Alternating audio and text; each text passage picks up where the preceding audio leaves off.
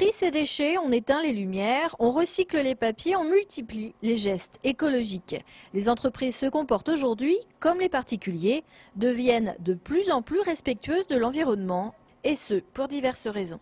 Les entreprises ont compris que les actions qu'elles menaient n'étaient pas simplement une réponse à une contrainte réglementaire ou un acte citoyen, mais qu'il y avait souvent derrière un enjeu économique.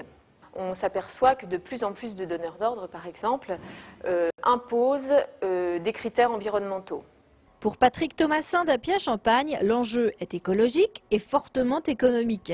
Depuis 4 ans, par exemple, le sable d'essorage des betteraves est récupéré pour alimenter les revêtements de route. Autre geste vert, la fabrication d'enrobés à de basses températures, 80 degrés au lieu de 160, d'où des économies d'énergie. Le recyclage chez Appia est devenu une évidence, surtout depuis 2005, et la création, en partenariat avec Profil TP Carrière Champenoise, de la société Champagne Recyclage. Nos carrières ou d'autres carrières où nous achetons les matériaux ne sont pas inépuisables. Il venait de soi de créer, d'essayer de récupérer un maximum de matériaux alors qu'avant on les mettait en décharge. Cette unité reçoit toutes les matières premières que l'on peut récupérer sur nos chantiers ou les chantiers annexes, tels que des déconstructions d'immeubles.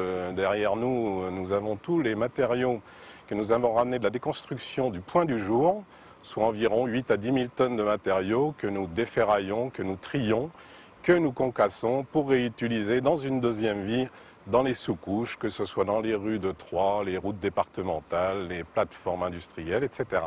À Méry-sur-Seine, chez AGC IVB, fabricant de produits verriers, le souci environnemental est visible chez chaque salarié. Chacun éteint les lumières d'un bureau vide ou d'un couloir non fréquenté, et des graphiques sont même mis en place pour surveiller les consommations d'eau utilisées en grande quantité quotidiennement par l'entreprise. Le but du jeu, quand on a mis tous ces suivis en place, c'est-à-dire qu'on a vu qu'on avait des grosses consommations d'eau, dit factures importantes. Déjà, on a identifié le site qui consommait le plus d'eau que l'autre. On s'est aperçu que c'était l'usine 2 et le façonnage, parce qu'on façonne le verre avec beaucoup d'eau. On a regardé qu'on achetait de l'eau, en fait, on la déminait, on l'utilisait, puis on la rejetait au réseau local, qui allait à la station d'épuration.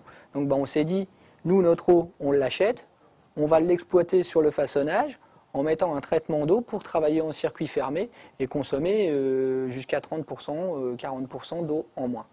À ce jour, toutes les entreprises auboises ne sont pas aussi exemplaires. Néanmoins, elles prennent de plus en plus conscience de l'inéluctabilité de protéger l'environnement, et ce, durablement.